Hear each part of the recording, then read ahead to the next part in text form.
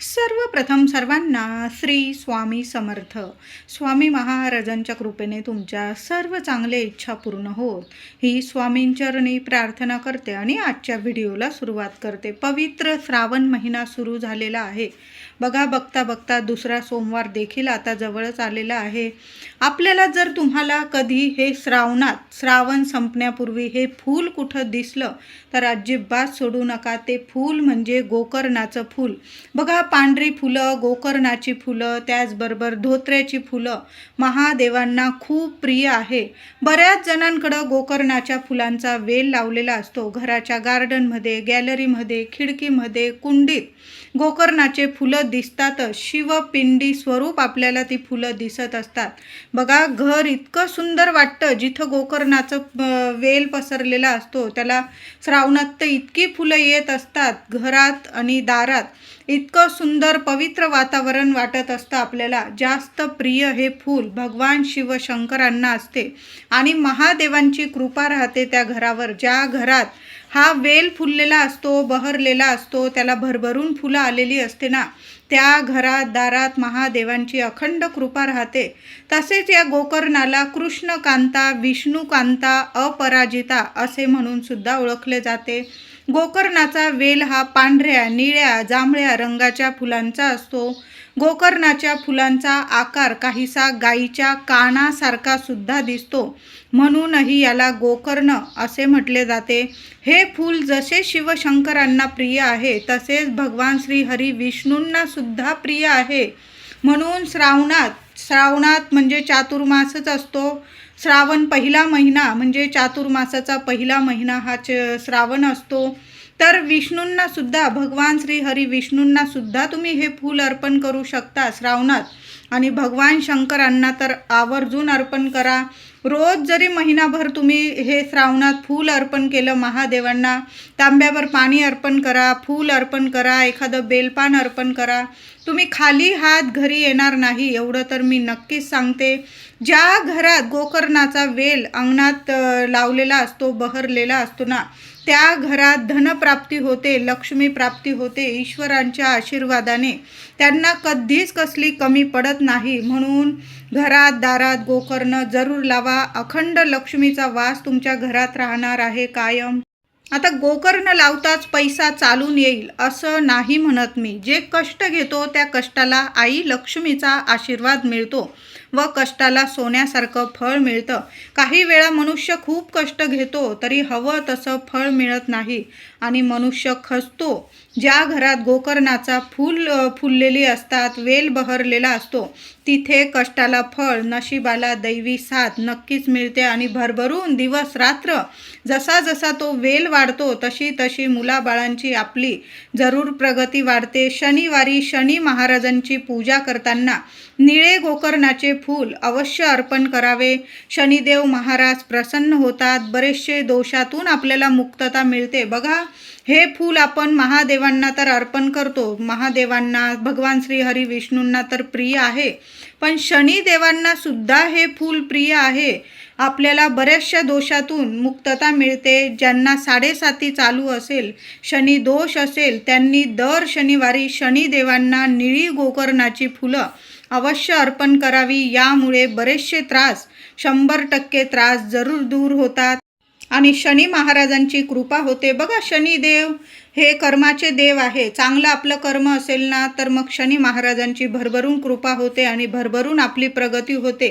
ज्या व्यक्तीचं कर्म जर वाईट असेल ना, मग शनी महाराज वाईट कर्माचं वाईट फळ देता, चांगल्या कर्माचं चांगलंच हमेशा फळ मिळत असतं. म्हणून तुम्हाला जर 7.5 चालू असेल, काही अडीअडचणींना तुम्ही तोंड देत असाल, तर या श्रावणात थोडीशी फुलं शनिवारी शनी महाराजांना, शनी देऊळ असेल तुमच्याकडं मंदिर, तिथं जाऊन जरूर अर्पण करा. नसेल मंदिर, महादेवांना जरी अर्पण केलं तुम्ही तरीही चालेल. हा गोकर्णाचा वेल तुम्ही पूर्व, पश्चिम, उत्तर, ईशान्य दिशेला लावू शकता.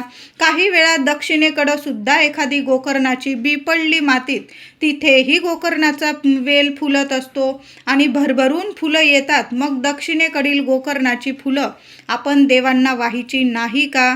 तर नाही, असं अजिबात नाही. तर दिशा सर्व जगाची उत्पत्ती या ईश्वरानेच केलेली आहे.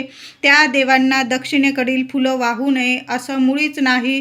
चारी आठी दिशा ह्या देवांच्याच आहे. देवघर करताना थोडे आपण नियम पाळले, ठीक आहे, पण झाडं, वेल सर्व दिशांना फुलावे हीच तर देवांची कृपा असते. म्हणून गोकर्णाचा वेल कधी कधी तुम्ही लावला, दक्षिणेकडं उगला असेल तर काही हरकत नाही, तिथलेही फुलं आपण देवांना जरूर चढवा.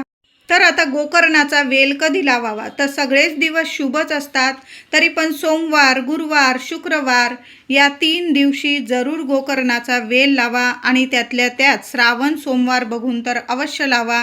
तसं तुम्हाला जेव्हा वेळ मिळेल ना, शांततेत भगवान भोलेनाथांचं ओम नमः शिवाय मंत्र जपा आणि गोकर्णाची बी जरूर पेरून द्या.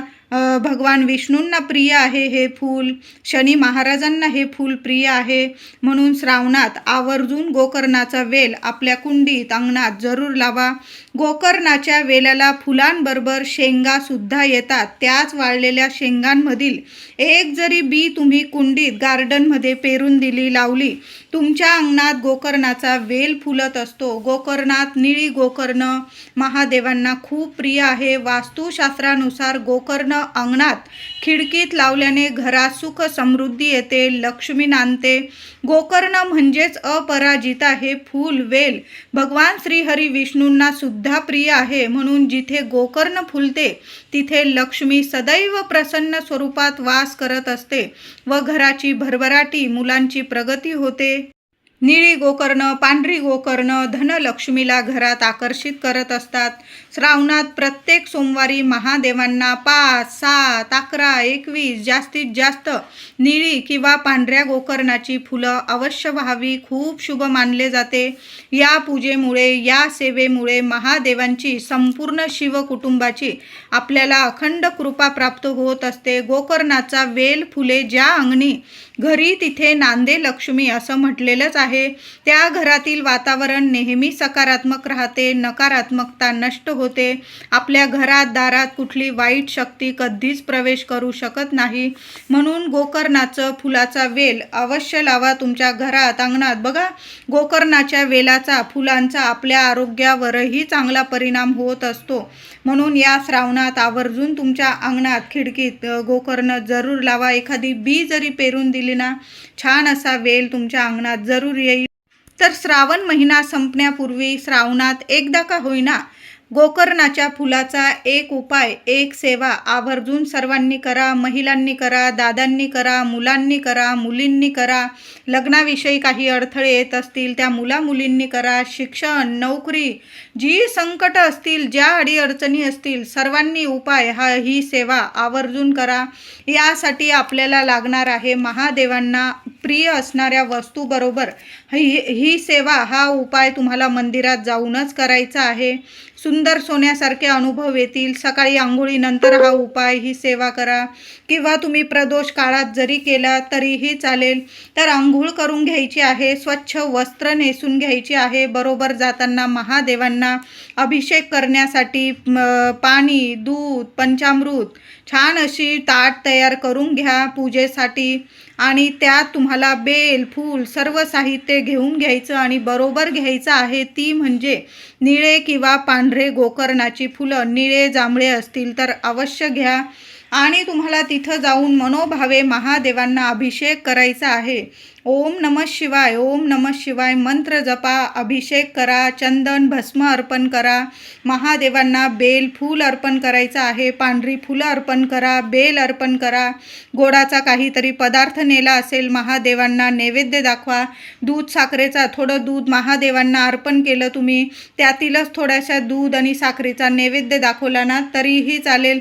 थोडं दूध शिवपिंडीवर अभिषेक करावा, थोड्या दुधाचा नैवेद्य दाखवावा असं म्हटले केलेलंच आहे, म्हणून थोडंसं दूध साखरेचा नैवेद्य महादेवांना दाखवा. एखादा कापूर नेलेला असेल, महादेवांना कापूर आरती करा. ओम नमः शिवाय मंत्र जपा आणि बेल फूल अर्पण केल्यानंतर गोकर्णाची फुलं तुम्हाला मनोभावे किमान एक माळ तरी ओम नमः शिवाय मंत्र जपा.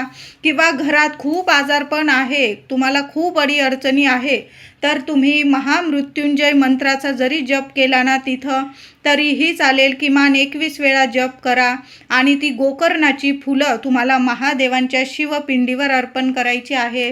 5 करा, 7 करा, 11 करा किंवा जास्तीत जास्त. आणि तिथून येताना थोडा वेळ शांत बसा. आपण आणि आपला देव. कुणाच विषयी वाईट बोलू नका, चिंतू नका, कुणाची निंदा नालस्ती करू नका. श्रद्धेने उपाय करा, कुणाला हानी पोहोचेल असं करू नका.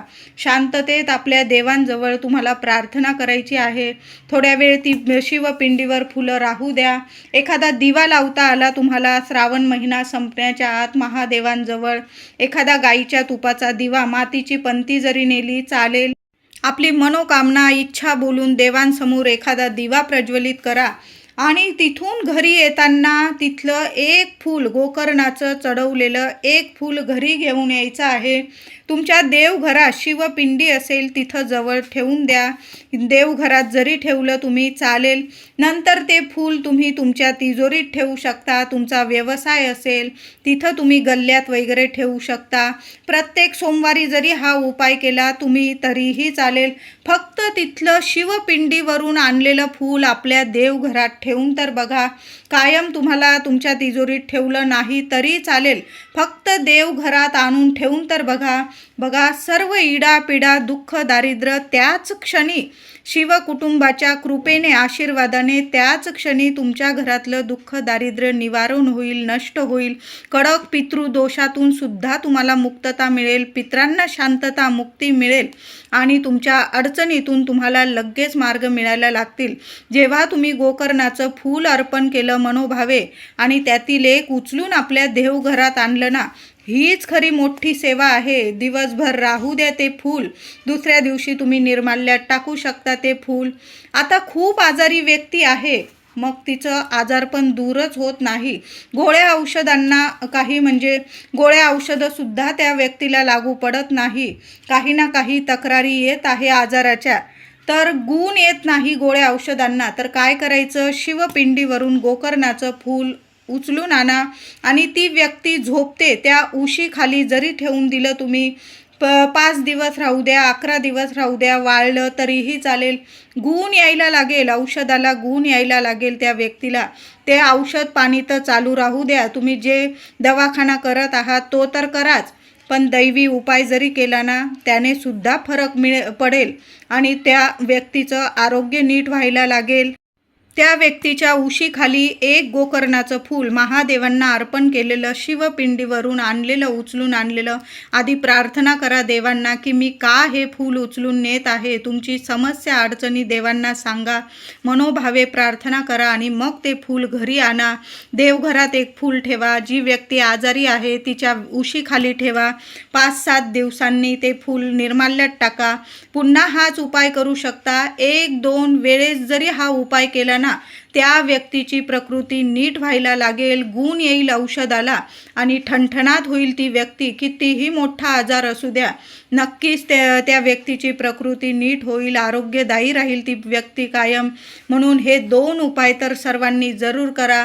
तुम्हाला जर तुमच्या तिजोरीत ते फूल ठेवायचं असेल तर आवर्जून एखाद्या लाल कपड्यात सुद्धा बांधून ठेवू शकता तुम्ही. श्रावण महिना आहे, गोकर्णाच्या फुलाचा हा उपाय सर्वांनी आवर्जून करा. सर्वांना अनुभव येईल. त्याचबरोबर श्रावणात महादेवांच्या शिवपिंडीवरून एक का होईना बेलपत्र उचलून जरूर खा. नाही दर सोमवारी जमत तुम्हाला, एक सोमवार का होईना श्रावण महिना संपण्याच्या आत शिवपिंडीवर आधी अभिषेक करा, दूध अर्पण करा, पंचामृत अर्पण करा, स्वच्छ पाण्याने अभिषेक करा. जी मूठ आहे शिवामूठ, तुम्ही तांदूळ, आपण तर मागच्या सोमवारी, पहिल्या सोमवारी तांदूळ अर्पण केली, दुसऱ्या सोमवारी आता तीळ आहे, तिसऱ्या सोमवारी मूग आहे, नंतर गव्हाची शिवामूठ आहे, जवस किंवा गहू अर्पण करू शकता. तुम्ही ज्या सोमवारी जाल छान अशी पूजा करून घ्या. तिथं बेल अर्पण करा, शिवामूठ अर्पण करा आणि घरी येताना तिथलं जे कुणी वाहिलेलं आहे बघत बसू नका. जे हातात येईल बेलपत्र तिथून घरी घेऊन यायचं आहे, किंवा तिथं उभं राहूनच जरी तुम्ही महादेवांसमोर तुमची इच्छा मनोकामना बोलून, तुमच्या समस्या बोलून, मनापासून प्रार्थना करून ते बेलपत्र शिवशंकरांसमोर तुम्ही खाऊन घेतलं प्रसाद स्वरूप तरीही चालेल. बघा किती आरोग्यदायी राहाल तुम्ही. कितीही अडीअडचणी असाल कुणी विनाकारण त्रास देत असेल, विनाकारण वाईट शक्तीने तुम्हाला त्रास देत असेल, कुणी शत्रुपीडा असेल तुमच्या मागे, तर आवर्जून हा उपाय आवर्जून करा. सर्वांनी एक एक बेलपत्र श्रावण संपण्याच्या आत शिवपिंडीवरून उचलून जरूर खा.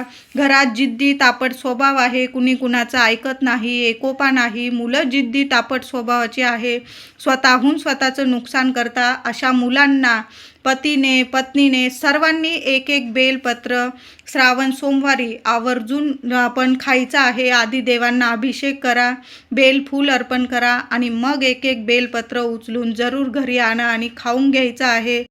आता बेल तोडण्याचे पण काही नियम असतात. सोमवारी चुकून सुद्धा बेलपत्र तोडू नये, कारण सोमवारी साक्षात भगवान शंकरांचा बेलाच्या झाडावर वास असतो. म्हणून सोमवारी बेलाची पाने, बेलाची फळं तोडू नये, आधीच तोडून ठेवा.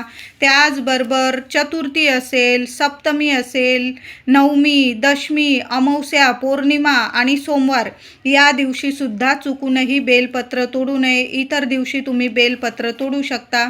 सोमवारच्या आदल्या दिवशी रविवारी तोडून ठेवा. आता बेलपत्र तोडताना आधी बेलाच्या झाडाला नमस्कार करावा, एखादा दिवा लावावा, एखादा गुळाचा खडा ठेवावा, दूध पाणी अर्पण करावं, ओम नमः शिवाय मंत्र जपावा किमान 11-21 वेळा आणि तुम्हाला बोलून घ्यायचं आहे, प्रार्थना करायची आहे की मी शिवशंकरांच्या पूजेसाठी सेवेसाठी मी बेलपत्र तोडत आहे, बेलाचे फळ तोडत आहे, अशी प्रार्थना करून बेलाच्या झाडाला नमस्कार करून मग आपण बेलाची पानं फळं तोडावी. हे नियम तर सर्वांनी जरूर पाळा. त्याचबरोबर बेलपत्र शिवपिंडीवरून उचलून आणलेलं बेलपत्र आपण प्रसाद स्वरूप तर खाऊच. त्याचबरोबर एखादं बेलपत्र तुम्ही तिजोरीत तुमचे जिथं पैसे, तुम्ही जिथं धन ठेवता, लक्ष्मी ठेवता, तिथं जरी ठेवून दिलं ना, बेलपत्र 6 महिने तरी शिळं होत नाही. तुम्ही ते बेलपत्र घरी आणून तुमच्या तिजोरीत सुद्धा ठेवू शकता. यामुळे सुद्धा घरात बरकत येईल, लक्ष्मी खेचून येईल, सुख समृद्धी नांदेल तुमच्या घरात, लेकरा बाळांना प्रगती घेऊन येईल ते बेलपत्र. असं एक बेलपत्र तुम्ही तुमच्या तिजोरीत धन ठेवता, लक्ष्मी ठेवता, तिथं सुद्धा ठेवू शकता. आणि आरोग्यासाठी तर एक एक बेलपत्र सर्वांनी जरूर खा. बघा कसं सोन्यासारखं आरोग्य मिळेल तुम्हाला. त्याचबरोबर श्रावण महिना संपण्याच्या आत आपण हे सर्व उपाय सेवा करतच आहोत, पण गोमातेची सेवा सर्वांनी करा. घराजवळ गाय असेल तर रोज गाईला नैवेद्य द्या, ताजी चपाती तूप गूळ लावून खाऊ घाला. नाही जमलं श्रावण महिना संपण्याच्या आत तरी गाईला ताजी चपाती तूप गूळ लावा आणि स्वतःच्या हाताने नैवेद्य खाऊ घाला. हिरवा चारा खाऊ घालता आला तर जरूर खाऊ घाला. पुरणाची पोळी खाऊ घालता आली तर जरूर खाऊ घाला. यामुळे सुद्धा महादेव भरभरून प्रसन्न होतात, भगवान श्री हरी विष्णू प्रसन्न होतात, आपले स्वामी प्रसन्न होतात, दत्त गुरु माऊली आपल्यावर प्रसन्न होते. बघा श्रावण महिना इतका पवित्र महिना आहे, जेवढी सेवा कराल ना भरभरून फळ मिळेल.